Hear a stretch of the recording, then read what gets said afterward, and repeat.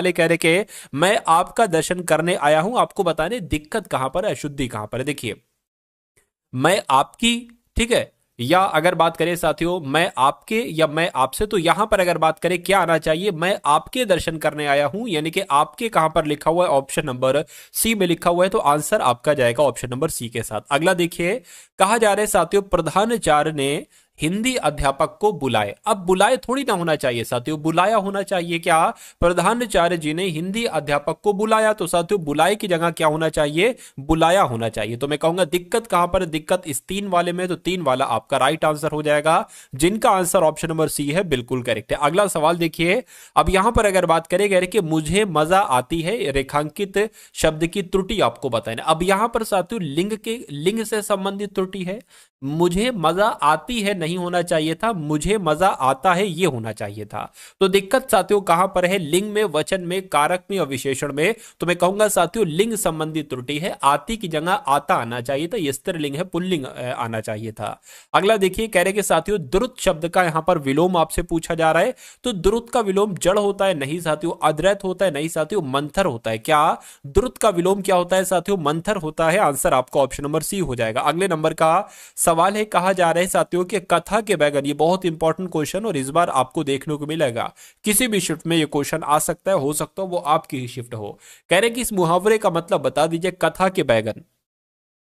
तो मनगढ़ंत बातें, क्या इसका मतलब होता है, असंभव वस्तु या कृपण व्यक्ति या साथियों केवल दूसरों के लिए उपदेश, यानी कि केवल दूसरों के लिए उपदेश, ये इसका अर्थ हो जाएगा किसका, कथा के बैगन के लिए। करेक्ट है। अगला सवाल आपकी स्क्रीन पर है, कह रहे कि रिक्त स्थान भरने के लिए सबसे उपयुक्त शब्द का चयन कीजिए। से गहने बनते, आपको बताने यहां पर खाली जगह है, किससे गहने बनते, टीन से गहने बनते, मैं कहूंगा नहीं, सोने से गहने बनते या देखिए यहां पर सोना लिखा हुआ है, यहां पर सोने लिखा हुआ है, तो यहां पर जो सही शब्द आना चाहिए वो सोने आना चाहिए, ना कि सोना। ऐसे थोड़ी ना होता है कि सोना से गहने बनते, ऐसे थोड़ी ना, सोने से गहने बनते हैं, ये होना चाहिए। आंसर अगर आपका है ऑप्शन नंबर सी, तो बिल्कुल करेक्ट है।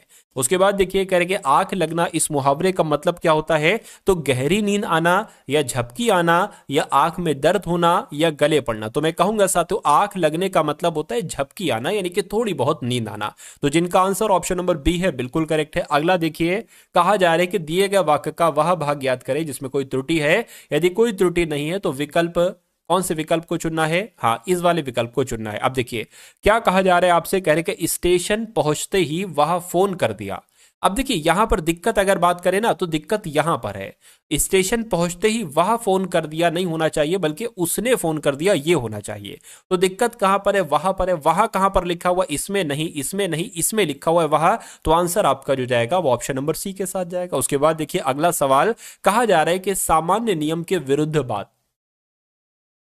सामान्य नियम के विरुद्ध बात, इसके लिए आपको एक शब्द बताना है साथियों, क्या यहां पर हो सकता है। उसको अपवाद कहा जाता है, उसको वाद कहा जाता है, उसको संवाद कहा जाता है और इसको विवाद कहा जाता है। तो आपको मालूम होना चाहिए कि अगर कोई नॉर्मल सा नियम है, उसके विरुद्ध कोई बात है, ठीक है, या हल्की फुल्की कोई एक ऐसी बात जो इस नियम में गड़बड़ी बता रही है, या उसके जो विरुद्ध बात है, उसको अपवाद कहा जाता है। आपको मालूम होना चाहिए। आंसर अगर आपका है ऑप्शन नंबर ए के साथ, तो बिल्कुल करेक्ट हो जाता है। अगला सवाल आपकी स्क्रीन पर पूछा आपसे जा रहा है कि सद्भाव रेखांकित शब्द का सही विलोम क्या होगा, यानी कि इसका आपको विलोम बताना है साथियों, क्या होगा। देखिए स्वभाव होगा, मैं कहूंगा नहीं, स्वभाव नहीं होता है सद्भाव का।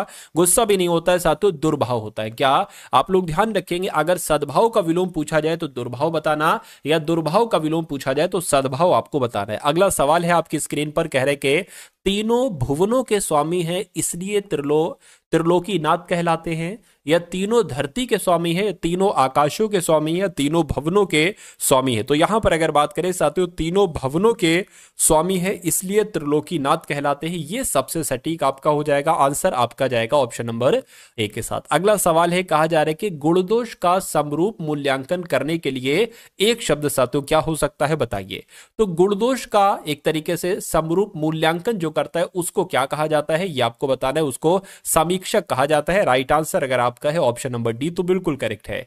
अगला देखिए, कह रहे कि साथियों पिताजी मेरे लिए कुछ कपड़े ले आए। क्या अब यहां पर अगर साथियों बात करें, पिताजी मेरे लिए कुछ कपड़े ले आए। देखिए पिताजी भी सही लिखा हुआ, मेरे लिए बिल्कुल सही लिखा हुआ, कुछ कपड़े ले आए ये भी सही लिखा हुआ, यानी कि इसमें तो कोई दिक्कत ही नहीं है।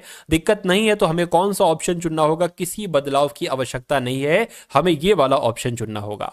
ऐसा जरूरी नहीं साथियों कि हमेशा गलती ही हो, परीक्षा में ऐसे भी सवाल आ सकते हैं सही वाक्य आपको दे दिया जाएगा, अगर सही वाक्य है तो किसी बदलाव की आवश्यकता नहीं, एक ऐसा ऑप्शन होगा, इसका चुनाव आपको करना है।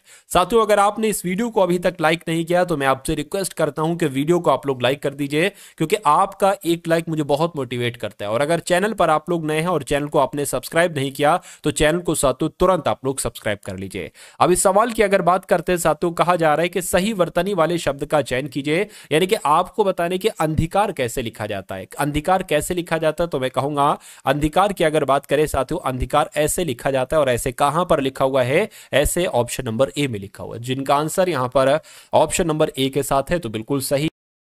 रिक्त स्थान को भरने के लिए सबसे उपयुक्त विकल्प का चयन करें। देखिए मेरी है कि मुझे 4 दिन की छुट्टी दी जाए, मेरी है, अब यहां पर आपको खाली जगह दिखेगी, तो मेरी पूजा है कि मुझे 4 दिन की छुट्टी दी जाए, या मेरी याचना है कि मुझे 4 दिन की छुट्टी दी है, या मेरी प्रार्थना है साथियों, या आराधना है। तो आपको साथियों बताने कि यहां पर आपका कौन सा ऑप्शन आ सकता है, बताइए। तो मेरी प्रार्थना है कि मुझे 4 दिन की छुट्टी जाए, ये होना चाहिए, तो आपका आंसर ऑप्शन नंबर सी है, तो मैं कहूंगा आंसर आपका बिल्कुल करेक्ट हो जाएगा। अगला सवाल आपकी स्क्रीन पर है, पूछा आपसे साथियों जा रहा है कि वर्तनी आपको बताने कि इनमें से साथियों कौन से शब्द की वर्तनी आपको बिल्कुल सही लग रहा है, यानी कि मात्रहीन कैसे लिखा जाता है ये आपको यहां पर बताने। तो मात्रहीन की अगर बात करें जैसे ऑप्शन नंबर डी में लिखा है ना, ऐसे लिखा जाता है। उसके बाद देखिए अगला सवाल कहने कि यमुना का पर्यायवाची क्या होगा साथियों। यमुना की अगर बात करें, यमुना का पर्यायवाची तो अर्कजा होता है। क्या होता है साथियों, यमुना का पर्यायवाची अर्कजा होता है। राइट आंसर अगर आपका है ऑप्शन नंबर सी तो बिल्कुल करेक्ट है। नेक्स्ट नंबर का सवाल है, कहा जा रहा है आपसे कि अब यहां पर दिए गए वाक्य में रेखांकित खंड को प्रतिस्थापित करने के लिए सबसे उपयुक्त विकल्प का चयन करें। यदि इसे प्रतिस्थापित करने की आवश्यकता नहीं है तो किसी विकल्प, किसी बदलाव की आवश्यकता नहीं है, इसका चयन करें।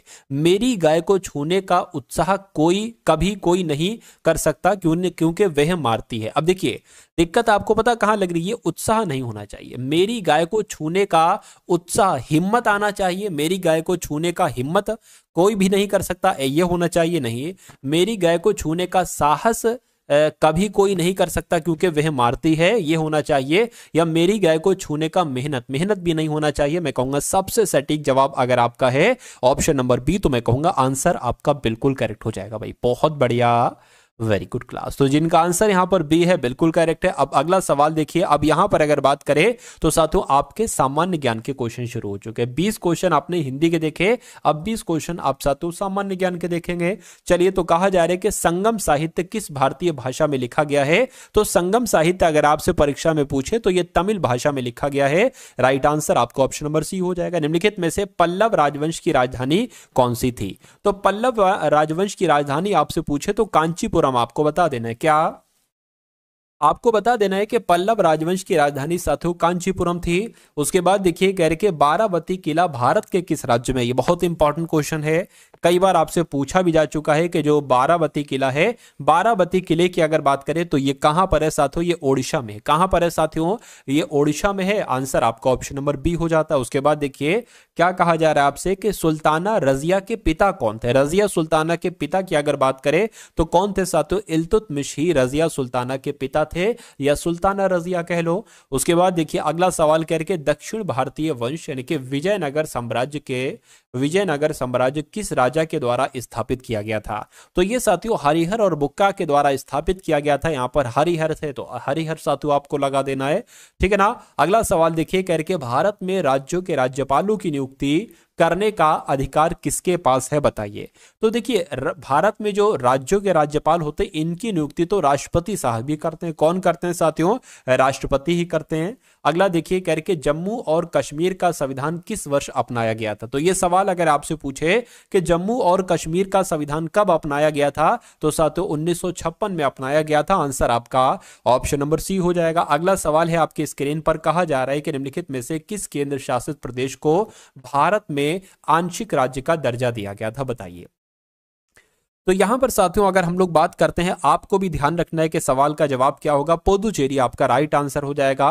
तो किसकी बात चल रही है साथियों? पुदुचेरी केंद्र शासित प्रदेश को भारत में आंशिक राज्य का दर्जा दिया गया है। अगला सवाल कह रहे भारतीय संविधान में कितनी अनुसूचियां हैं? तो भारतीय संविधान में साथियों 12 अनुसूचियां हैं। राइट आंसर आपका ऑप्शन नंबर बी हो जाता है। अगला सवाल है कह रहे निम्न में से क्या राज्य सूची में शामिल है? तो इनमें से क्या साथियों राज्य सूची में शामिल है? पुलिस, वन, बैंकिंग या रक्षा? तो मैं कहूंगा कि पुलिस की अगर बात करते हैं तो पुलिस साथियों ये राज्य सूची में शामिल है। राइट आंसर आपका ए हो जाएगा। उसके बाद देखिए करके भारतीय संविधान में जो पहला संविधान संशोधन यानी कि संविधान में जो पहला संशोधन किया गया वो कब किया गया? 1948 में, 1951 में, 1950 में, 1947 में? तो अगर आपने यहां पर चुना है ऑप्शन नंबर बी यानी कि 1951 तरफ पूछा आपसे जा रहा है कि भारतीय संविधान में मौलिक कर्तव्यों को कौन से संशोधन के द्वारा शामिल किया गया था? तो साथियों 42वें संविधान संशोधन के द्वारा शामिल किया गया था। राइट आंसर आपका बी हो जाएगा। अगला सवाल आपकी स्क्रीन पर है, कहा जा रहा है 1985 में भारतीय संविधान के 52वें संशोधन में क्या सुधार किया गया था? तो साथियों क्या सुधार किया गया था यह आपसे यहां पर पूछा जा रहा है, मुझे बताइए। तो भारतीय गणराज्य में सिक्किम को एक राज्य के रूप में शामिल किया गया नहीं। कर में वृद्धि के संबंध में संघ एवं राज्य सूची में संशोधन नहीं। दल बदल विरोधी कानून को शामिल किया गया, ये आपका राइट आंसर हो जाएगा। यानी कि संविधान के 52वें संविधान संशोधन के एक तरीके से में क्या सुधार किया गया था? तो दल बदल विरोधी कानून को शामिल किया गया था। आंसर आपका ऑप्शन नंबर सी हो जाएगा। अगला सवाल है, कहा जा रहा है आपसे कि 103वां संवैधानिक संशोधन ये किससे संबंधित? बहुत बार सवाल आया है साथियों। तो ये आर्थिक आरक्षण से संबंधित है। किससे? ये आर्थिक आरक्षण से संबंधित है, ये आपको याद रखना है। आंसर अगर आपका ऑप्शन नंबर ए है तो मैं कहूंगा आंसर आपका बिल्कुल सही है। अगला सवाल आपकी स्क्रीन पर, कहा जा रहा है आपसे कि रेगुर मिट्टी को किस नाम से जाना जाता है? किस मिट्टी के नाम से जाना जाता है? तो रेगुर मिट्टी को साथियों काली मिट्टी भी कहा जाता है। क्या कहा जाता है? काली मिट्टी भी कहा जाता है। उसके बाद देखिए कह रहे प्रकृति में रेतीली और गुण में लवड़ीय होती है। तो साथियों किस मिट्टी की बात चल रही है? मैं कहूंगा शुष्क मिट्टी की बात चल रही है। यानी कि शुष्क मिट्टी प्रकृति में रेतीली और गुण में लवड़ीय होती है। उसके बाद देखिए कहा जा रहा है कि निम्नलिखित में से कौन सी मिट्टी भारत के उत्तरी मैदानों में पाई जाती है? बताइए। तो भारत के उत्तरी मैदानों में साथियों जलोढ़ मिट्टी पाई जाती है। कौन सी मिट्टी पाई जाती है? जलोढ़ मिट्टी ही भारत के उत्तरी मैदानों में पाई जाती है।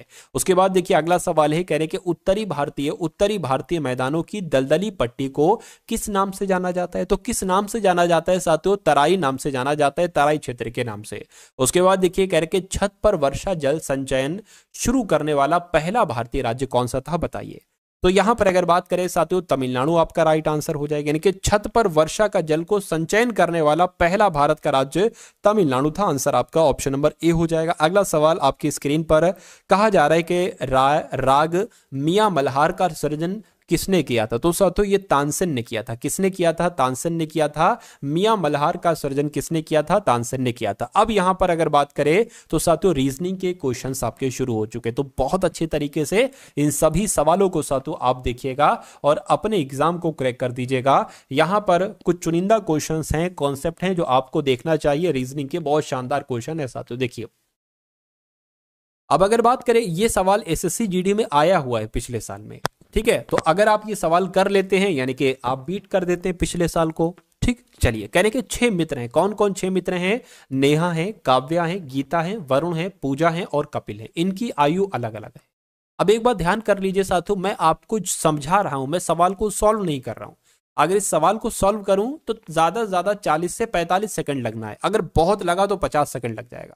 लेकिन मैं समझा रहा हूं तो इसलिए हो सकता हो 1 मिनट 1.5 मिनट लग जाए किसी किसी क्वेश्चन में। अगर कोई क्वेश्चन ज्यादा लेंथी है तो 1.5-2 मिनट भी लग सकते हैं, क्योंकि आपको समझा रहा हूं, लगा नहीं रहा हूं, ठीक है। क्योंकि जब लगाया जाता है तो ऐसे थोड़ी ना पढ़ा जाता है नेहा, काव्या, गीता, अरे भाई ठीक है इतने लोग हैं, ठीक है आगे बढ़ गए, ऐसे करके। चलिए खैर देखते हैं। कहने कि गीता पूजा से बड़ी है। तो साथियों हम क्या करते हैं, देखिए ये बड़ा है, ये अगर बात करें ना, ये 2 मुंह जिधर बनेंगे वो बड़ा होगा, जिधर नोक बनेगी साथियों वो आपका क्या हो जाएगा, वो आपका छोटा हो जाएगा। तो कहा गया है गीता पूजा से बड़ी है, यानी कि साथियों अगर बात करते हैं पूजा यहां पर आ गई, पूजा यहां पर आ गई, यानी कि पूजा से बड़ी कौन है? गीता है। तो गीता साथियों यहां पर आ गई, ये बात ध्यान रखना है। उसके बाद कहा जा रहा है कि लेकिन वरुण से छोटी, यानी कि गीता जो है ना ये पूजा से तो बड़ी है लेकिन वरुण से छोटी, यानी कि वरुण यहां पर बन जाएंगे, वरुण यहां पर बन जाएंगे। उसके बाद क्या कहा जा रहा है? 3 मित्र गीता से बड़े हैं। 3 मित्र गीता से बड़े हैं। तो देखिए एक मित्र, ठीक है, और दूसरा मित्र और साथियों ये तीसरा मित्र, 3 मित्र गीता से बड़े हमने कर दिए। उसके बाद कह रहे हैं कि साथियों कपिल की आयु वरुण और काव्या की आयु के मध्य आती है, यानी कि कपिल की आयु जो है ना, कपिल की आयु ये वरुण की आयु और काव्या यानी कि काव्या साथियों यहां पर आ जाएंगी, और कपिल की अगर बात करें कपिल यहां पर आ जाएंगे, कपिल यहां पर आ जाएंगे, क्योंकि कपिल की आयु कहा गया है कि वरुण और काव्या के बीच की है, यानी कि पूजा केवल एक मित्र से बड़ी है। अब देखिए 6 मित्र थे, 1 2 3 4 5, 5 तो ये हो गए, तो साथियों क्या कहा जा रहा है, पूजा केवल एक मित्र से बड़ी है, यानी कि मैं कहूंगा साथियों यहां पर भी कोई आएगा, पूजा केवल एक मित्र से बड़ी है, तो पूजा केवल एक मित्र से बड़ी, उन सब में सबसे छोटी कौन है, यानी कि यहां पर आपको बताने कौन आएगा। देखिए 6 लोग थे, 5 लोग लिख दिए, तो जाहिर सी बात है एक ही लोग इसमें से बचा होगा, तो वो कौन बचा है साथियों, मैं कहूंगा नेहा, यहां पर मैंने नहीं लिखा, तो जाहिर सी बात है नेहा का नाम यहां पर आ जाएगा, तो सबसे छोटा कौन हो गया साथियों, नेहा होगी। अब देख लीजिए नेहा कौन से ऑप्शन में है, तो ऑप्शन नंबर सी वाले में, तो ये क्या होगा, ये आपका बिल्कुल सही जवाब हो जाएगा भाई, बहुत बढ़िया, वेरी गुड क्लास। अगला सवाल देखिए, कह रहे कि साथियों TUNER को VRRBX लिखा जाता है, तो आपको बताने के CLOCK को क्या लिखा जाएगा, फटाफट आपको बताने। देखिए मैं प्लेस वैल्यू लिख लेता हूं, T 20 पर होता है, U 21 पर होता है, N 14 पर होता है, E 5 पर होता है और R 18 पर होता है। अब देखिए इसको मैं लिख लाऊं, V की अगर बात करें ये 22 पर होता है, R 18 पर होता है, R 18 पर होता है और B 2 पर होता है, X आपका 24 पर होता है। अब देखिए ये 20 से 22 हो गया, यानी कि 2 बड़ा है, कितना बड़ा है साथियों, 2 प्लस किया गया है, ठीक है। 21 से 18 हो गया है, यानी कि साथियों 3 माइनस किया गया है। 14 से 18 हो गया, यानी कि साथियों 4 प्लस किया गया है, 4 प्लस किया गया है। ये 5 से 3 2 हो गया है, यानी कि साथियों 3 माइनस किया गया, फिर 18 से ये आपका 24 हो गया, यानी कि कितना 6 प्लस किया गया। तो जो यहां पर लॉजिक लगा है मेरे हिसाब से वही लॉजिक यहां पर लगेगा। अब सी में सबसे पहले हमें 2 जोड़ना है, सी में साथियों जब हम 2 जोड़ेंगे तो साथियों जाहिर सी बात है ई आ जाएगा। एल में अब हमें 3 घटाना है, तो एल में 3 साथियों अगर हम घटा देते हैं तो आई आ जाएगा।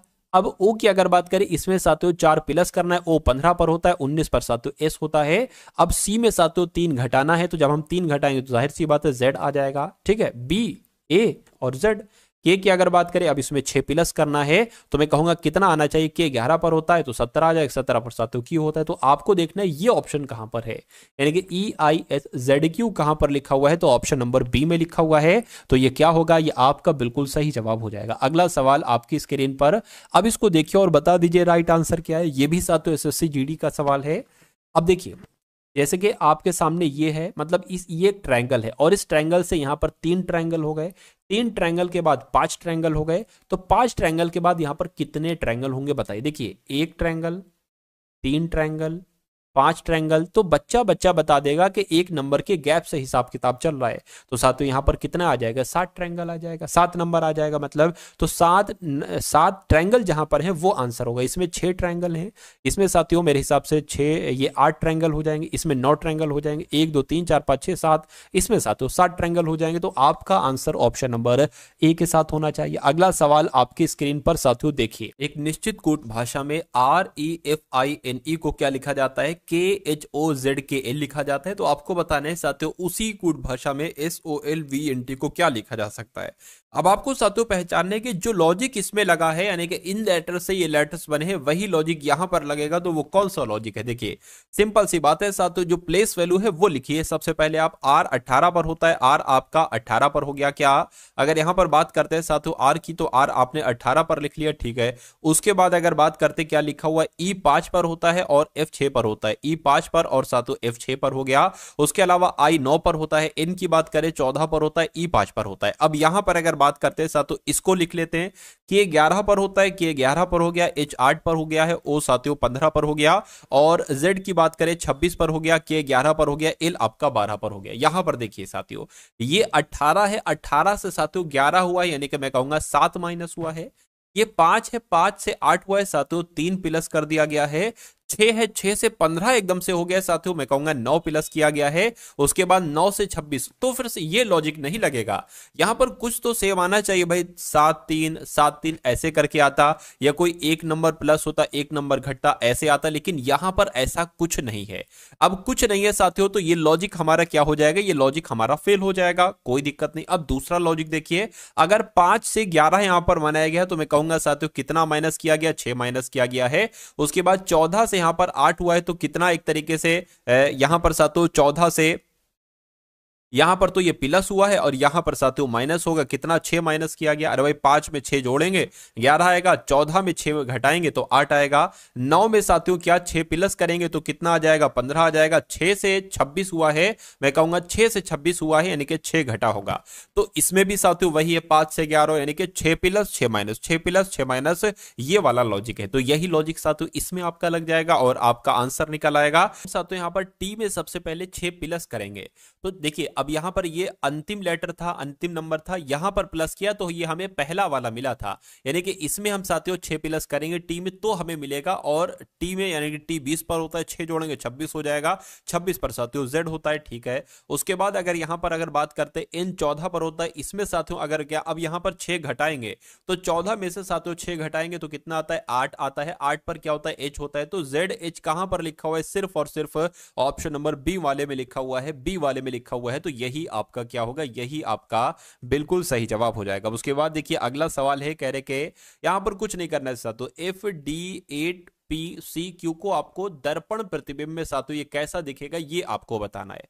मैं आपको हर बार बताता हूं कि जो सबसे अंत वाला लेटर होता है वो सबसे पहले दिखता है दर्पण में, लेकिन कैसा दिखता है, उल्टा दिखता है। जैसे कि अगर क्यू की बात करें तो क्यू कुछ ऐसे करके दिखेगा, सी कुछ ऐसे करके दिखेगा, पी कुछ ऐसे करके दिखेगा, आठ जैसा है वैसा दिखेगा, डी की बात करें डी आपका ऐसे दिखेगा, और एफ की बात करें एफ आपका ऐसे दिखेगा। तो ऐसा कौन से ऑप्शन में साथियों लिखा हुआ है, बस ये आपको बताना है साथियों, क्यू सी पी आठ डी एफ में कहूंगा ऐसा ऑप्शन नंबर ए में लिखा हुआ है, तो ये क्या होगा, ये आपका बिल्कुल सही जवाब हो जाएगा।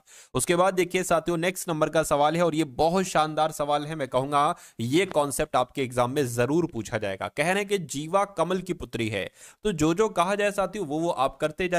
क्या कहा गया है, जीवा की जब ने बात की है साथियों, जीवा की यहां पर बात की है, जीवा की अगर बात करें तो ये साथियों कमल की पुत्री हो गई, क्या कमल की पुत्री हो गई जीवा, करके कमल के 2 पुत्र हैं। अच्छा एक तो पुत्री है, 2 पुत्र होंगे, मान लीजिए एक ये पुत्र हो गया और दूसरा साथियों ये पुत्र हो गया, ये बात भी क्लियर है। करके अदा मानविता की पुत्री है जो कमल के पुत्र की पत्नी है। अब देखिए कमल ये हो गया, कमल के पुत्र की पत्नी, कमल का पुत्र, एक ये भी है कमल का पुत्र, एक ये भी है साथियों, तो मान लेते कमल का पुत्र, ये इस वाले की बात चल रही है, कमल के पुत्र की पत्नी है, कौन कमल के पुत्र की पत्नी है, ये मानविता, ठीक है ना।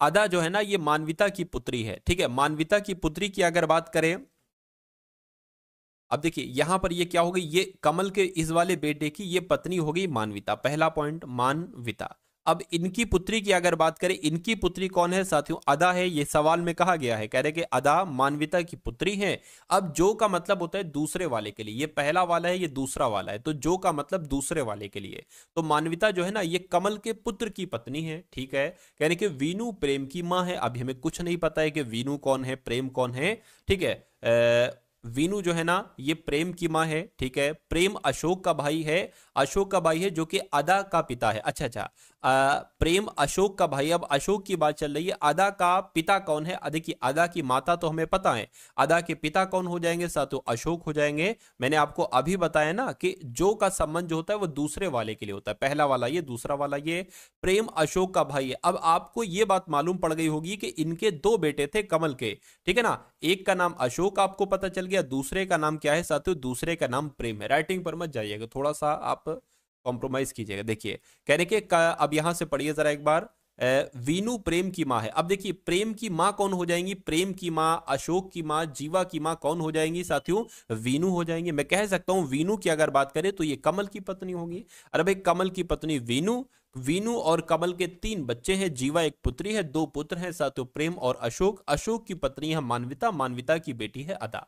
उसके बाद कहा गया कि अदा का वीनू से क्या संबंध है, यानी कि वीनू क्या कहेगा अदा को, तो वीनू क्या कहेंगी साथियों अदा को, मुझे बताइए। देखिए वीनू के लड़के, वीनू की बहू की बेटी है, तो कोई भी अपनी बहू की बेटी को क्या कहेगा साथियों, पोती नातिन वाला ऑप्शन आपका यहां पर बिल्कुल सही हो जाएगा और यही आपका राइट आंसर हो जाएगा। पोती आपका यहां पर सही जवाब हो जाएगा।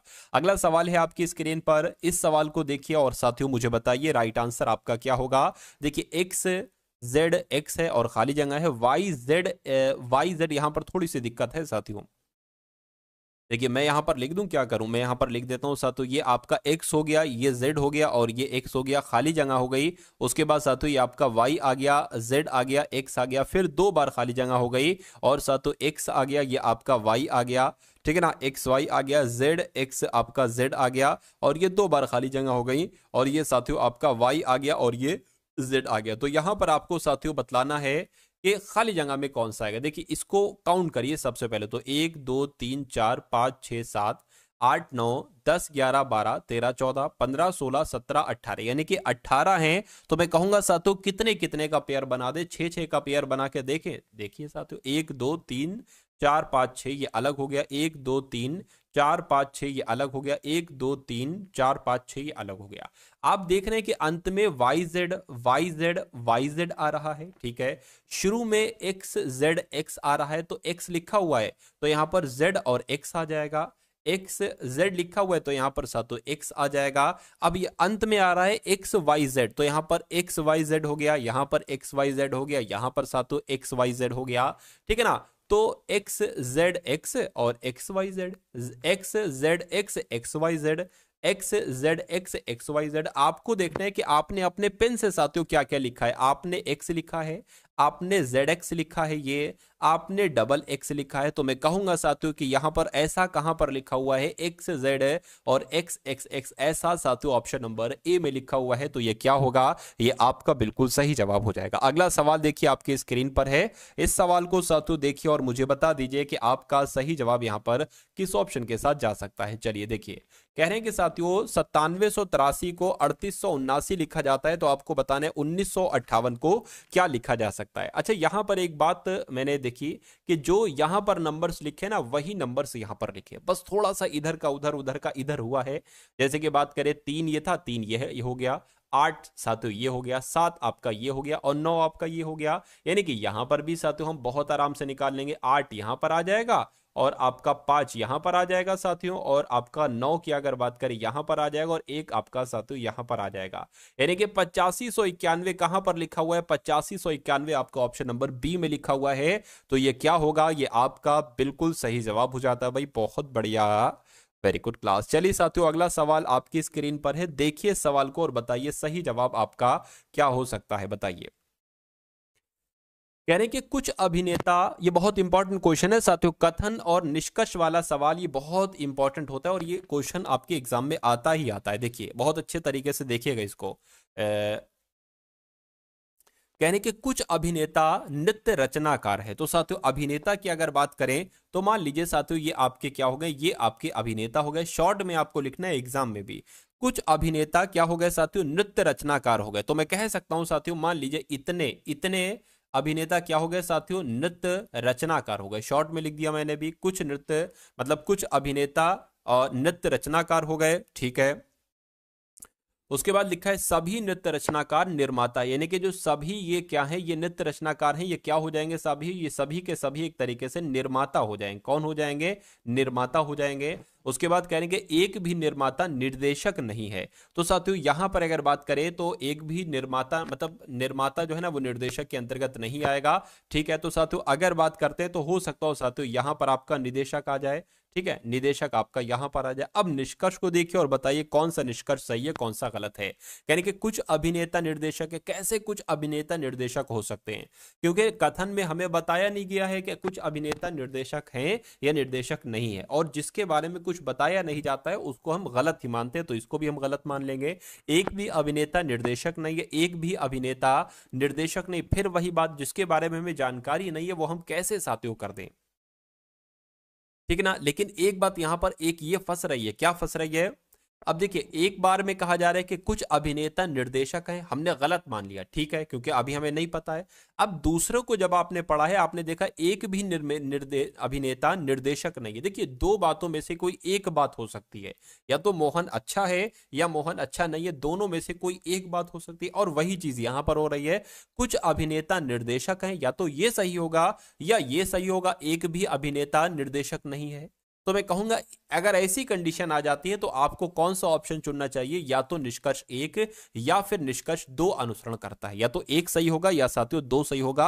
आंसर आपका जाएगा ऑप्शन नंबर डी वाले के साथ। तो ये साथियों आपको बहुत अच्छे तरीके से करना है। अगला सवाल देखिए आपकी स्क्रीन पर, ये आपको साथियों क्लियर दिख रहा है ना?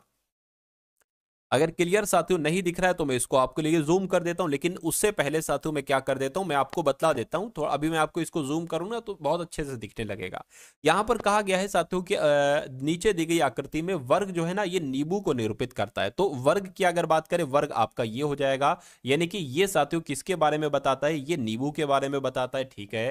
कहने कि वृत्त मीठे को निरूपित करता है, यानी कि वृत्त की अगर बात करें तो ये साथियों मीठे को निरूपित करता है, ये बात भी बिल्कुल क्लियर है। कह रहे कि त्रिभुज फलों को निरूपित करता है, अगर इसकी बात करें तो ये फल को निरूपित करता है, ठीक है।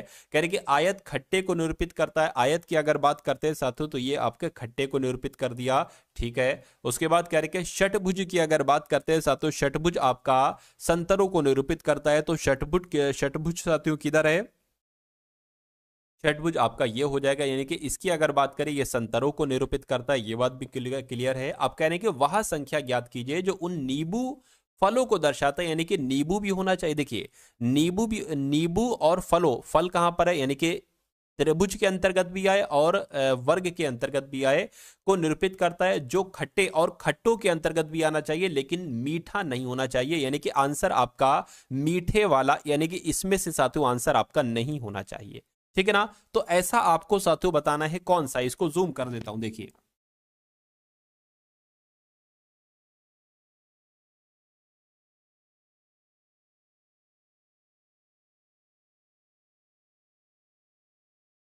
देखिए, अगर यहां पर बात करें साथियों, ये आपका 48 है, ठीक है ना, और ये 18 है। अब देखिए 45, ये 45 संख्या है, ये क्या है, ये 45 संख्या। तो 45 ही एक ऐसी संख्या है जो फल भी है, जो नींबू भी है, जो खट्टा भी है, लेकिन जो मीठा नहीं है, मीठे के अंतर्गत साथियों ये नहीं आ रहा है। तो मैं कहूंगा कि आपका आंसर 45 हो जाएगा। आपको अगर दिख रहा है तो अच्छी बात है, नहीं दिख रहा है तो साथियों कोई बात नहीं है। तो 45 कहां पर लिखा हुआ है, कौन से ऑप्शन में लिखा हुआ है साथियों, ऑप्शन नंबर बी में लिखा हुआ है। तो ये क्या होगा, यही तो आपका बिल्कुल करेक्ट आंसर हो जाएगा। अगला सवाल साथियों आपकी स्क्रीन पर देखिए इस सवाल को और बता दीजिए कि आपका सही जवाब किस ऑप्शन के साथ जाएगा, कि आपका राइट आंसर होगा।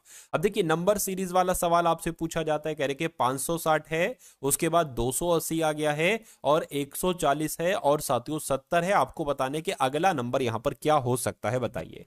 तो देखिए 500, देखिए 56 का आधा 28 होता है, बिल्कुल। तो ये तो इसका आधा हो गया, 28 का आधा, यानी कि कह सकते हैं 560 का आधा 280, 280 का आधा 140, 140 का आधा 70, 70 का आधा साथियों 35 होता है। तो क्या 35 आंसर होगा? मैं कहूंगा बिल्कुल 35 आपका बिल्कुल सही जवाब हो जाएगा। उसके बाद देखिए अगला सवाल है, कहा जा रहा है कि गणितीय चिन्हों के उस सही संयोजन का चयन कीजिए जिसे क्रमिक रूप से चिन्हों के स्थान पर रखने से दिया गया समीकरण संतुलित हो जाएगा।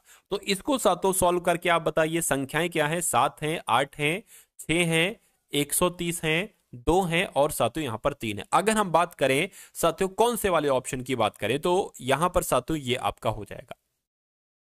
अगर अंत वाले ऑप्शन से सही करें साथियों, देखते हैं साथियों, यहां पर गुणा है तो गुणा लिख दिया, ये प्लस है तो प्लस लिख दिया, ये बराबर है तो बराबर लिख दिया, ये भाग है तो भाग लिख दिया, और माइनस है माइनस लिख दिया। यानी कि ये वाला पार्ट और ये वाला पार्ट बराबर आना चाहिए। अगर बराबर आ जाता है, एक ही संख्याएं आ जाती इधर भी, तो ये हमारा ऑप्शन राइट हो जाएगा। अगर ऐसा नहीं है तो फिर हम बी वाले को चेक करेंगे, सी वाले को चेक करेंगे। देखिए जरा, 7 अट्ठे 56, 56 और 6 साथियों कितना होता है, एक तरीके से मैं कहूंगा 62 होता है। 130 2 से भाग करेंगे तो 65 आ जाएगा, 65 में से साथियों 3 जाएगा तो आपका 62 बनेगा, यानी कि ये तो बराबर हो गया। तो मैं कहूंगा ऑप्शन नंबर डी वाला चेक किया हमने, और ऑप्शन नंबर डी वाला ही हमारा बिल्कुल सही जवाब हो गया। अगला सवाल देखिए आपकी स्क्रीन पर है, कह रहे कि उस विकल्प का चयन कीजिए जो तीसरे शब्द से उसी प्रकार संबंधित है जिस प्रकार दूसरा शब्द पहले वाले से संबंधित है। देखिए, रुबेला एक बीमारी होती है जो किसकी वजह से होती है? विषाणु की वजह से होती है। तो मलेरिया साथियों किसकी वजह से होती है? मलेरिया साथियों एक तरीके से परजीवी की वजह से होती है। तो क्या परजीवी कहीं पर ऑप्शन में है? मैं कहूंगा बिल्कुल ऑप्शन में है, ऑप्शन नंबर बी वाले में है। तो जिनका आंसर यहां पर ऑप्शन नंबर बी है, मैं कहूंगा बिल्कुल करेक्ट है। अगले नंबर का सवाल है, तो यहां पर अगर बात करें, कहा जा रहा है कि 6 व्यक्ति हैं A B C D E F एक घेरा बनाकर बैठे हुए हैं। यानी कि साथियों ये 6 लोग हैं, एक घेरे में बैठे हैं। तो साथियों एक घेरा हमने यहां पर ये बना लिया, ठीक है ना। थोड़ा सही तरीके से यहां पर बना लेता हूं। क्या कहा जा रहा है? एक गोल घेरे में साथियों लोग बैठे, 6 लोग हैं ना। तो 1 2 3 4 5 और एक साथियों 6, कहने के सभी का मुख जो है ना वो केंद्र की तरफ है। सभी का मुख साथियों केंद्र की तरफ है, ठीक है। कहने के ए और ई के बीच में कौन बैठा है? बी बैठा है, ठीक है। कहने के सी जो है ना ये डी और एफ के बीच में बैठा है, ठीक है। कहने के एफ ए के बाईं और बगल में बैठा है। अब पता सबसे पहले हम किस लाइन को करेंगे? इस वाली लाइन को करेंगे। क्यों? क्योंकि साथियों यहां पर कहा गया है कि ए और ई के बीच में बैठा है बी। तो हम नहीं समझ पा रहे हैं साथियों ए को हमें किधर बैठाना है, ई को हमें किधर बैठाना है। लेकिन यहां पर बिल्कुल सही तरीके से कहा गया है कि ए के बाईं और बगल में बैठा है एफ। तो आप ए को यहां बैठा दो, यहां बैठा दो, यहां कहीं पर भी बैठा दो, आपका आंसर सेम आएगा। तो ए की अगर बात करें, मान लीजिए अगर ए को हम यहां बैठा देते हैं और कह रहे हैं कि ए के बाईं और बगल में एफ बैठा है, यानी कि एफ की पोजीशन यहां पर होगी। अब यहां पर देखिए ए और एफ में कोई कॉमन मिल रहा है? जरा देखिए, बिल्कुल कॉमन मिल रहा है, ए मिल रहा है। तो ए और ई के बीच में बैठा है बी, यानी कि ए और ई के बीच में कौन बैठा है साथियों? बी बैठा है। तो यहां पर बी बैठ जाएगा। उसके बाद डी और एफ के बीच में कौन बैठा है? यानी कि डी और एफ के बीच में कौन बैठा है? सी बैठा है। तो सी बैठ जाएगा। तो 6 लोग थे, 6 को हमने बैठा दिया। ई के दाईं और बगल में कौन बैठा है? तो ई की तरह गया, ई के दाईं और बगल में कौन बैठा है साथियों? डी बैठा है। तो यहां पर आपका राइट आंसर जो जाएगा वो ऑप्शन नंबर डी के साथ जाएगा। भाई बहुत बढ़िया, वेरी गुड क्लास। चलिए अब उसके बाद अगर यहां पर साथियों हम लोग बात करते हैं अगले नंबर के सवाल की। अब इस सवाल को देखिए और मुझे बताइए कि आपका सही जवाब यहां पर क्या हो सकता है। क्या कहा जा रहा है करके, अब यहां पर अगर बात करें साथियों, मैथ के क्वेश्चंस आपके यहां पर शुरू हो चुके हैं। 2015 में एक फुटबॉल क्लब में औसत उपस्थिति पिछले वर्ष की तुलना में साथियों 11% कम थी। यानी कि 2015 में एक फुटबॉल क्लब में क्या कहा गया है, एक सेकेंड, हाँ, 2015 में एक फुटबॉल क्लब में औसत उपस्थिति पिछले वर्ष की तुलना में यानी कि 2014 की तुलना में 11% कम थी, ठीक है ना। यदि इस वर्ष 3190 लोग कम लोग मैच देखने गए, यानी कि यहां पर कहा जा रहा है कि 11% लोग कम हुए, और यहां पर वो हमें संख्या बता दी गई है कि 3190 लोग कम आए। तो मैं कह सकता हूं साथियों क्या कि कहीं ना कहीं 11% की वैल्यू क्या है, 3190 है। तो कहने के 2014 में कितने लोग मैच देखने गए थे, ये आपको यहां पर साथियों क्या करना है, बताना है। तो देखिए 2015 में 11% कम आए, तो मैं कह सकता हूं वैसे नॉर्मली 100% आते हो, 2014 में साथियों 100% आए हो, लेकिन 2015 में 11% कम लोग आए, यानी कि 89% आए, 89% आए, ये भी हम लोग कह सकते हैं। तो मैं कहूंगा साथियों क्या, मैं कहूंगा 2014 में कितने लोग आए थे, 2014 में 100% लोग आए थे। तो 11% की वैल्यू 3190 है, 100% की वैल्यू निकाल लीजिए, 11 नीचे आ जाएगा, 100 से गुणा कर दीजिए, 100% की वैल्यू आ जाएगी। इसको कट कर लीजिए साथियों, 11 दूना कितना हो जाएगा आपका 22 हो जाएगा, और यहां पर साथियों 9 आ जाएगा, 99 हो जाएगा, 11 नीम आपके 99 हो जाएंगे, 0 और ये 2 0 यहां के आ जाएंगे। मैं कहूंगा 29,000 साथियों 2014 में लोग मैच देखने आए थे, 29,000 लोग। तो इस प्रकार जिनका आंसर ऑप्शन नंबर ए है बिल्कुल करेक्ट हो जाएगा। अगला सवाल ये बहुत टॉप लेवल का क्वेश्चन है, और मैं कहता हूं साथियों कि ये सवाल अगर आता है तो बहुत सारे लोग यहां पर कंफ्यूज हो जाएंगे। सवाल पे कुछ नहीं है, लेकिन मैं आपको इसका एक आसान तरीका बता रहा हूं, वो सबसे बढ़िया चीज है। देखिए कह रहे हैं कि एक वस्तु पर 15% की छूट दी जाती है, ठीक है भाई, 15% की छूट देने के बाद भी उस पर 19% का लाभ प्राप्त होता है। यानी कि एक दुकानदार कहता है कि मैं इस पर आपको 15% की छूट दे रहा हूं, लेकिन दुकानदार को 19% का लाभ हो रहा है। तो कहा जा रहा है कि अगर 25% की छूट देने प्राप्त, यानी कि 25% की छूट देने क्या लिखा हो, 25% की छूट देने प्राप्त प्रतिशत लाभ क्या होगा। अगर 25% की छूट दी जाती तो लाभ कितना होता। देखिए यहां पर अगर बात करें 15% की छूट दी जा रही, कोई चीज 100% होती है, 15% की छूट दी जा रही यानी कि वो चीज 85% में बेची जा रही है, ठीक है ना। और कहने के यहां पर अगर बात करें साथियों क्या कहा गया है कि 19% का लाभ हो रहा है, तो साथियों 19% का लाभ हो रहा है यानी कि 119% है। तो ये पता क्या हो जाएगा, ये आपका साथियों एक तरीके से क्रय मूल्य हो जाएगा, और ये आपका साथियों क्या हो जाएगा, ये आपका अंकित मूल्य हो जाएगा। ये कॉस्ट प्राइस क्रय मूल्य, ये अंकित मूल्य हो जाएगा आपका। इसको अगर कट करें तो साथियों 17 से कट करें, मान लीजिए अनुपात में 17 पंजे 85 हो गया, और 17 ठीक है ना, 7 कितना हो जाएगा साथियों 119 हो जाएगा। यानी कि अब आपको साथियों क्या पता चल गया, अब अगर बात करते हैं साथियों आपके सामने यहां पर अनुपात आ गया। ये अगर 5 क्रय मूल्य है तो अंकित मूल्य कितना होगा, अंकित मूल्य 7 है। इसको साथियों अगर 500 मान लो तो इसको 700 मान लो, यानी कि अगर किसी वस्तु पर 700 रुपए लिखे हैं और उसको ठीक है ना लिया एक तरीके से, उसका क्रय मूल्य क्या है 500 है, 500 है, और अंकित मूल्य साथियों 700 है। तो यहां पर अगर साथियों हम लोग बात करते हैं, यहां पर कहा गया है कि अगर 25% की छूट दी जाती, यानी कि इस 700 रुपए पर छूट दी जाएगी ना, अंकित मूल्य पर छूट दी जाती, अगर 25% की छूट दी जाती तो यह वस्तु 75% में बिकती। तो साथियों देखिए जरा कितने रुपए में जाती, 75 सत्ते की अगर बात करें तो साथियों 525 हो जाता, 525 हो जाता। तो देखिए क्रय मूल्य इसका है 500 और 525 रुपए में छूट देने के बाद बेची जा रही, तो साथियों कितने का प्रॉफिट हुआ, 25 का प्रॉफिट हुआ। इसको लाभ में बदलना है तो 100 से गुणा करा लीजिए, नीचे आपका क्रय मूल्य आ जाएगा।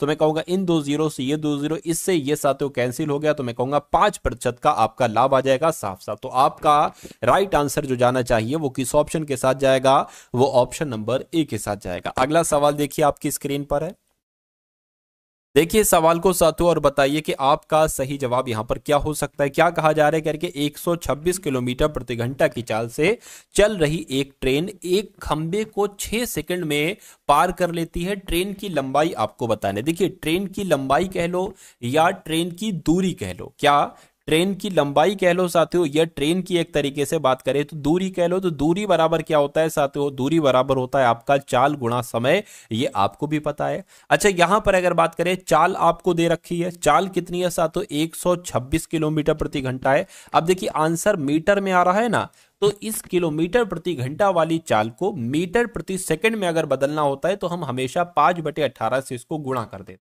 अब इसको कैलकुलेट करोगे मीटर प्रति सेकंड, ठीक है ना, मीटर में आपकी वो आ जाएगी।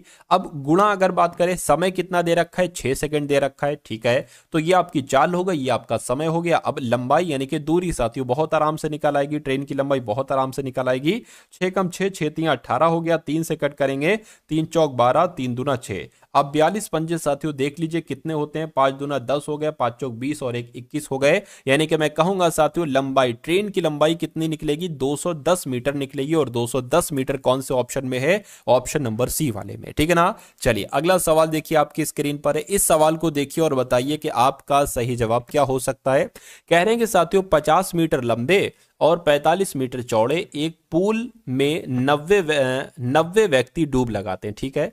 यानी कि अगर मान लेते हैं साथियों एक तालाब है जिसकी लंबाई अगर 50 है तो चौड़ाई इसकी कितनी है साथियों 45 है, ठीक है ना। यानी कि इसमें 90 व्यक्ति डुबकी लगाते हैं। यदि व्यक्तियों द्वारा पानी का औसत विस्थापन 1 मीटर क्यूब है तो पानी का स्तर कितना ऊंचा उठेगा, ये आपको यहां पर बताना है। एक तरीका मैं आपको बता देता हूं, देखिए अगर बात करते हैं साथियों लंबाई कितनी है 50 है, चौड़ाई कितनी है 45 है। अब ऊंचाई भी लिखना होगी, ऊंचाई हमें नहीं पता है तो ऊंचाई के लिए h लगा लेंगे। बराबर अगर साथियों ये किसके बराबर, क्योंकि साथियों 90 व्यक्तियों के द्वारा जो विस्थापित किया गया पानी का आयतन है वो बराबर होगा तालाब के आयतन से, तो ये आपका साथियों तालाब का आयतन हो गया। अब 90 व्यक्तियों के द्वारा जो विस्थापित किया गया पानी का आयतन है वो कितना है, वो कैसे निकालोगे, तो साथियों यहां पर 90 आ जाएगा, 90 व्यक्ति थे, 1 मीटर क्यूब लिखा हुआ है ना, तो साथियों 1 मीटर यहां पर आ जाएगा। तो अब h का मान निकालना है, स्तर कितना ऊंचा उठेगा, यानी कि h का मान निकाल लीजिए, क्या दिक्कत है। तो साथियों ये 50 45 इसके नीचे आ जाएगा, ठीक है ना, इसके नीचे साथियों ये आपका आ जाएगा, कोई दिक्कत नहीं है। देखिए h आपका ये आ गया और 90/50 आपका ये आ गया, और यहां पर ये 45 आपका आ गया। अब यहां पर अगर साथियों हम लोग बात करते हैं, देखिए इसको अगर साथियों हम कट करते हैं तो कितना आ जाएगा, 45 से कम 45, 45 दूना यानी कि 1/25 यहां पर आ गया है। अब देखिए ये ऊंचाई कितनी निकली है, ऊंचाई 1/25 मीटर निकली है, लेकिन हमें तो सेंटीमीटर में साथियों लगाना है। क्या सेंटीमीटर में? तो किसी चीज को अगर मीटर से सेंटीमीटर में कन्वर्ट करते हो तो मीटर में 100 की गुणा करा दी जाती है, वो सेंटीमीटर में हो जाता है। 25 से कम 25, 25 चौक यानी कि आपकी हाइट कितनी निकली है, 4 सेंटीमीटर निकली है, और 4 सेंटीमीटर ये पानी के स्तर की ऊंचाई है। तो आपका आंसर किस ऑप्शन के साथ जाएगा साथियों? ऑप्शन नंबर सी के साथ जाएगा। अगला सवाल आपकी स्क्रीन पर देखिए सवाल को और बता दीजिए कि आपका सही जवाब क्या हो सकता है। क्या कहा जा रहा है देखिए जरा, कह रहे हैं कि पी एक कार्य को 30 दिन में करता है, तो जैसे कहा जा रहा है वैसे वैसे कर लेते हैं। पी एक काम को 30 दिन में करता है और क्यू उसी काम को साथियों क्यू उसी काम को 40 दिन में करता है। यानी कि उन दोनों ने 5 दिनों तक एक साथ कार्य किया और फिर क्यू ने काम छोड़ दिया और पी को अकेले ही शेष कार्य को पूरा करना पड़ा। तो इस काम को पी को करने के लिए कितना समय लगेगा आपसे पूछा जा रहा है। देखिए पी किसी काम को 30 दिन में 40 क्यू किसी काम को 40 दिन में करता है, तो एक ऐसा नंबर लीजिए जो कि 30 के पहाड़े में भी आए या 40 के पहाड़े में भी आ जाए। मैं कहूंगा 120 है वो, 30 चौक और साथियों 40 तिया, यानी कहने का मतलब है कि पी एक दिन में 4 काम करता है, क्यू एक दिन में 3 काम करता है, और ये क्या हुआ, ये टोटल काम है, 120 टोटल काम है। तो अगर साथियों ये इन दोनों ने एक दिन का काम कितना होगा, 4 ये काम कर रहा है, 3 ये काम कर रहे हैं, यानी कि एक दिन का काम इनका 7 होगा। और सवाल में कहा गया है कि दोनों मिलकर 5 दिन तक लगातार काम करते हैं। तो साथियों 7 काम अगर डेली कर रहे हैं दोनों लोग, 5 दिन में कितना काम करेंगे साथियों? 35 काम करेंगे। ये बात क्लियर है बिल्कुल। अब कह रहे हैं क्यू ने काम छोड़ दिया, यानी कि अब ये वाला काम नहीं। अच्छा अब देखिए काम बचा कितना है, 120 टोटल काम था, 35 काम दोनों ने कर दिया, कितना काम साथियों बचा है जरा बताइए? मैं कहूंगा 85 काम बचा है। तो यहां पर कहा जा रहा है, क्या कहा जा रहा है साथियों? कह रहे कि क्यू ने काम छोड़ दिया, इसने काम छोड़ दिया, अब पी अकेले इस शेष काम को कितने दिन में करेगा, ये आपको यहां पर साथियों बताना है। ठीक है ना? तो क्या दिक्कत है? कोई दिक्कत नहीं है साथियों, देख लीजिए। तो अगर 4 से इसको भाग करते हैं साथियों, 4 दूना 8 हो जाएगा आपका, ठीक है, 4 एकम 4 हो जाएगा आपका, ठीक है ना। अब बचा क्या साथियों? नीचे 4 आ जाएगा, इधर क्या बचा? 1 बचेगा, यानी कि 21 सही 1/4 दिन का समय लगेगा। और 1/4 को एक तरीके से साथियों 6 घंटे कहा जाता है। 1/4 क्या होता है? एक दिन का चौथा, यानी कि 21 दिन तो लगेंगे और बाकी 1/4 लिखा है तो साथियों इसको 6 घंटे हम कन्वर्ट कर लेंगे। तो कुल मिला के 21 दिन 6 घंटे का समय लगेगा, और ये आपका साथियों क्या होगा? ये आपका बिल्कुल सही जवाब हो जाएगा। अगला सवाल है आपकी स्क्रीन पर साथियों, इस सवाल को देखिए और मुझे बता दीजिए कि आपका सही जवाब क्या हो सकता है। चलिए भाई, क्या कहा जा रहा है? कह रहे हैं कि साथियों 16,000 की राशि पर एक निश्चित वार्षिक ब्याज दर पर 2 वर्ष के चक्रवृद्धि ब्याज और साधारण ब्याज का अंतर कितना है? 102 रुपए है, 102.40 रुपए है। कह रहे कि वार्षिक ब्याज दर आपको बताना है। कभी भी सवाल में आपको अगर दे रखा हो चक्रवृद्धि ब्याज और साधारण ब्याज का अंतर दे रखा हो, और स्पेशली 2 वर्ष का दे रखा हो अंतर, तो मैं आपको हमेशा एक सूत्र बताता हूं साथियों। क्या होता है वो सूत्र? अंतर बराबर क्या? अंतर बराबर पी और R/100 का होल ऑफ स्क्वायर। अंतर कितना दे रखा है? 102 रुपए, यानी कि 102.40, ठीक है ना। और पी की अगर बात करें 16,000 है तो ये 16,000 हो गया। आर पूछा जा रहा है आपसे, तो आर का स्क्वायर हो जाएगा, बटे अगर बात करें तो 100 गुणा 100 हो जाएगा। ठीक है, इन 2 जीरो से ये 2 जीरो कैंसिल हो गए, इस 1 जीरो से आपका ये 1 जीरो कैंसिल हो गया। अगर इसकी बात करते साथियों तो क्या करें, इसको कट कर दें, यह काम करी, ये 10 की गुणा अगर हम यहां पर करा देते हैं, हम यहां पर करा देते हैं, और ये 16 बचा है ना, 16 यहां पर आ जाएगा। यानी कि अब यहां पर सिर्फ और सिर्फ आर बचा है। ध्यान रखिए, जो कट गया उसको हम हटा देते हैं। अब यहां पर क्या बचा? आर स्क्वायर सा, तो यहां पर खाली बचा हुआ है। अब इसको आप कैलकुलेट कर लीजिए। पॉइंट हटाया आपने, 2 जीरो बढ़ा दिए, इस जीरो से ये जीरो, इस जीरो से ये जीरो कैंसिल कर दिया। यानी कि अब आपके पास बचा है क्या साथियों? अब आपके पास 1024/16 बचा है। ठीक है ना, बिल्कुल ये बात क्लियर है? कहिए बिल्कुल क्लियर है। इसको अगर साथियों हम कट करते, जरा कट करने को, ये 4 से कटेगा, देखिए जरा, 4 चौक 16, 4 दूना 8, ठीक है ना, 4 पंजे आपका 20 हो जाएगा, और 4 पंजे 4 छंग आपका 24 हो जाएगा। इसको कट करिए, 4 छंग 24 और 4 चौक कितना हो जाएगा? सॉरी, 4 पंजे 20, 4 छंग आपका 24 हो गया, और एक जाएगा 4 चौक आपका 16 हो जाएगा। ठीक है ना, कोई दिक्कत तो नहीं है? देखिए जरा, चार छंग, अच्छा चार छंग यहाँ पर लिखो ना, चार छंग, एक सेकंड, चार छंग 24 और चार चौक 16, यानी कि आर स्क्वायर बराबर 64 आया है, तो आर बराबर क्या आ जाएगा, 8 आ जाएगा, क्योंकि ये 8 का ही तो स्क्वायर है, तो मैं कहूंगा 8% वार्षिक ब्याज आ जाएगी। और ये क्या होगा, ये आपका सातों। दोस्तों एक क्वेश्चन आप सभी लोगों के लिए है, इसका कौन सा आंसर सही होगा कमेंट बॉक्स में ज़रूर बताएं।